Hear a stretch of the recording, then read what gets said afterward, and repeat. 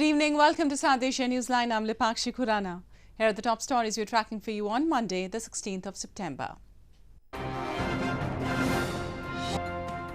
Pakistan violates ceasefire along frontier in India's Jammu and Kashmir. Rescue operations gather pace as boat capsizes in southern India. And Taliban revokes ban on Red Cross, provides security guarantees.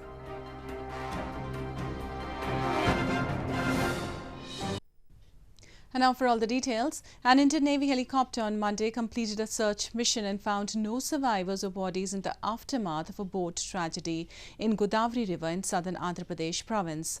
More than 10 people died when a tourist boat carrying 61 people on board capsized in the river.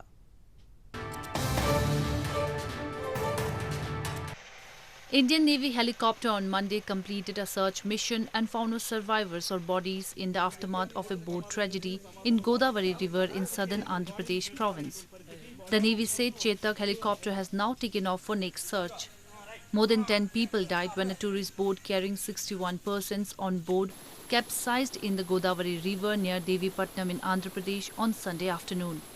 Authorities have deployed drones, helicopters and deep divers to search for tourists who went missing in the boat incident. Meanwhile, Andhra Pradesh Chief Minister Y.S. Jagan Mohan Reddy earlier conducted an aerial survey of the area in East Godavari district where the boat capsized. He later visited a hospital and met the victims who were rescued safely and were being treated. Reddy has announced around $14,000 ex gratia for bereaved families and asked for the complete report on the incident. Pakistan resorted to yet another ceasefire violation along the border in Poonch district of India's Jammu and Kashmir on Sunday night. Some Indian troops suffered minor injuries in the incident and were undergoing treatment till the last reports came in. Pakistan resorted to ceasefire violation along the line of control in Poonch district of India's Jammu and Kashmir with intensive shelling on Sunday night. Indian troops suffered minor injuries in the ceasefire violation, which was reported in Balakot sector of Poonch, and were undergoing treatment till the last reports came in. The latest heavy shelling by Pakistan came a day after school children in Rajouri district were sent back home as soon as their school began, due to heavy exchange of fire between Indian and Pakistani troops on Saturday along the Manjakot sector. Wearing uniforms, the children were seen taking shelter under a rock, waiting for their parents to pick them up. जब सुबह shelling शुरू हुई तो radio साहब से रब्ता करना पड़ा तो उन्होंने कहा कि आप बच्चों को फौरी घर भेज दो। हमने बच्चों के पेरेंट्स को बुलाया ताकि बच्चे कहीं रास्ते में खेलते ना रहें तो उनको कोई नुकसान हमें उठाना पड़े। Relations between Islamabad and New Delhi, already hostile, have been further strained over India's decision last month to revoke the special status of its Jammu and Kashmir region. The troops of the nuclear-armed neighbours often exchange fire along the de facto border in Jammu and Kashmir. Moving on, the Indian diaspora in UK held a protest in Birmingham against the ongoing anti-India propaganda on the Kashmir issue. They hailed the Indian government's move to revoke the special status of its Jammu and Kashmir region. The Indian diaspora in the UK recently held a protest at the Victorian Square in Birmingham against anti-India propaganda by Pakistan in the aftermath of the abrogation of Jammu and Kashmir's special status. The demonstrators showed their support for the move by the Indian government and raised slogans in support of the return of Kashmiri Pandits to the valley and carried placards that read abrogation of Article 370 and 35A will integrate Kashmir with India. The demonstrators hailed the decision as a decisive step to bring justice to Kashmiri Pandits who were driven out of their ancestral homes from Jammu and Kashmir during 1989 to 1990. Rattled by India's move on Kashmir, Pakistan has been battling its narrative on the matter on international platforms, despite many countries having sided with New Delhi's stance that the move is its internal matter. Baloch Human Rights Council Vice President Hassan Hamdam recently said that under Pakistan's illegal occupation, there has never been democracy in Balochistan. He also highlighted the issues of enforced disappearances and extrajudicial killings being committed by Pakistani security forces in Balochistan. Vice President of Baloch Human Rights Council or BHRC Hassan Hamdam recently said that under Pakistan's illegal occupation, there has never been democracy in Balochistan. Speaking in Geneva, Hamdam blamed Pakistani army operates with impunity in Balochistan and uses brute force to muzzle dissenting voices. He said that Islamabad is not concerned about Baloch people and with its so-called development projects, it has been exploiting natural resources in Balochistan. Baloch have no say on their resources. They have been exploited by the central government, and the resources of Balochistan are taken from Balochistan and taken to under the central government and used in other part of Pakistan. So they are not concerned about the Baloch people for their development, but this is the biggest issue there. Hamdam said that instead of bringing economic opportunities, the multi-billion-dollar China-Pakistan Economic Corridor project has only brought death and destruction in Balochistan. He also raised concerns over the issues of enforced disappearances and extrajudicial killings being committed by Pakistani security forces in Balochistan. And news from Afghanistan, the Taliban has revoked its ban on the International Committee of the Red Cross in Afghanistan after almost 6 months. The Red Cross has operated in Afghanistan for over 30 years and is primarily focused on providing assistance to the war victims.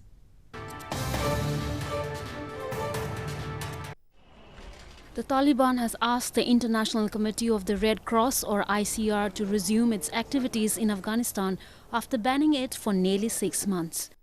Head of the ICRC in Afghanistan welcomed the renewal of security guarantees by the Taliban on Twitter and hailed it as the acknowledgement of the humanitarian principles.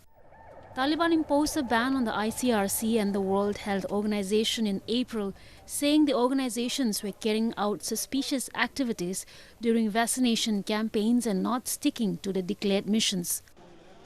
The ICRC has operated in Afghanistan for over 30 years and has been primarily focused on providing assistance to war prisoners and war victims.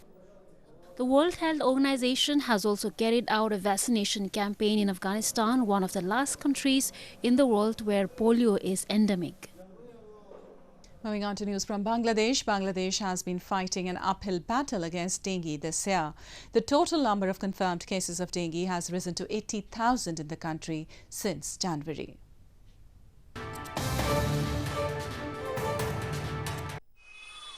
A total of 9,470 cases of dengue were reported in Bangladesh in September, bringing the total number of confirmed cases since January in the country to over 80,567. The figures reported by the Directorate General of Health Services or DGHS under the Ministry of Health on Saturday showed that a total of 77,368 dengue patients returned home after receiving treatment from various hospitals across the country from 1st January to 15 September this year. DGHS said after reviewing 101 deaths, the government's Institute of Epidemiology, Disease Control and Research confirmed 60 dengue deaths so far. The Bangladeshi government has asked state agencies for more coordinated efforts to rein in the outbreak of the disease, which is transmitted by mosquito-borne virus that spreads among humans through its carrier, the Aedes mosquito. Deputy Foreign Minister of Poland unveiled a memorial plaque in India's western Kolhapur city at a place which served as a camp for hundreds of Polish refugees who came to India during the Second World War. A group of people from Poland also visited the camp site to commemorate the 8 decades-old memory.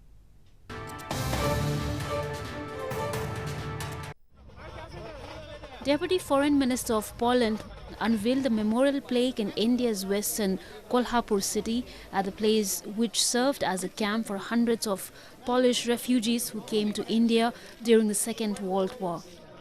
There were 2 Polish refugee camps in India, one in the suburbs of Kolhapur in Maharashtra province and another in Jamnagar of neighbouring Gujarat province. Apart from barracks, it also included schools, workshops and a Catholic church.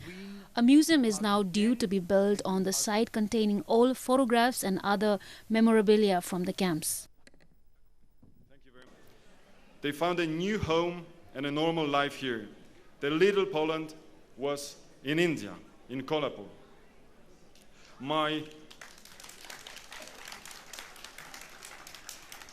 compatriots found peace here. They found friends here. They found love here. And we are here today to commemorate this enormous gift of humanity and love that Polish citizens received from the people of India. I remember this. I have photographs of it. That was the entrance to the camp. And I am absolutely touched that Her Highness went to all this trouble to find it, to restore it and put it here. It is an honor for us that somebody went to the trouble. And I feel like crying. It is so emotional.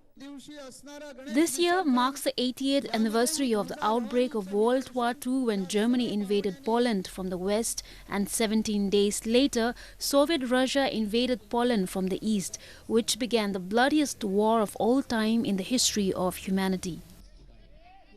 Plastic pollution poses significant threat to the entire environment, leading to land, air and water pollution. In a bid to contribute in making the environment pollution-free, a forest officer in eastern India has created a beautiful garden using waste plastic bottles and rubber tires.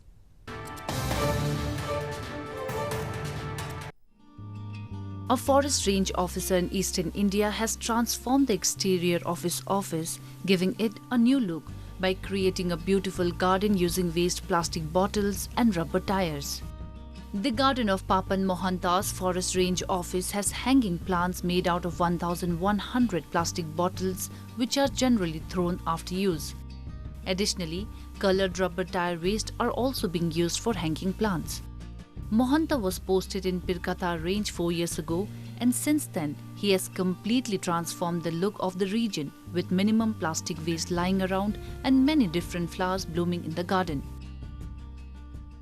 तो ये अच्छा चीज़ है इधर यार इधर हमारा इधर ये जो बोतल है इधर 1100 बोतल इधर हैंगिंग किया हुआ है जब शीत का टाइम में इधर पिटूनिया लगाते हैं हम और अभी जो तो शीत का टाइम नहीं है इसलिए सिर्फ टाइम फ्लावर लगा हुआ है. Following Mohantas' initiative, paramilitary camp in the area, schools and other institutions have also started to walk on the same lines. আগামী দিন পৃথিবী ধ্বংস হওয়ার মুখ থেকে বাঁচাতে গেলে তো এই প্লাস্টিককে নতুনভাবে রূপ দিতে গেলে কিভাবে করা যায় সেটা এখান থেকে শিক্ষা নেওয়া উচিত এবং এটা মনে হয় যেন স্কুল বা অন্য কোনো জায়গায় মিডিয়ার মাধ্যমে যদি প্রচার করা যায় এটা আরও ব্যাপকভাবে ছড়িয়ে পড়বে আন্দোলনের রূপ. India consumes 12 million tons of plastic every year, which includes single-use as well as recyclable plastic, according to a report of Central Pollution Control Board in 2012. Indian Prime Minister Narendra Modi recently announced a complete ban on single-use plastic in the country starting from October 2nd. Well, that's the way it was in South Asia this evening. Before we conclude, the top stories once again. Pakistan violates ceasefire along frontier in India's Jammu and Kashmir.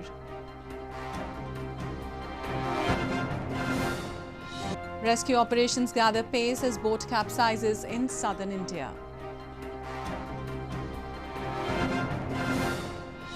And Taliban revokes ban on Red Cross, provides security guarantees.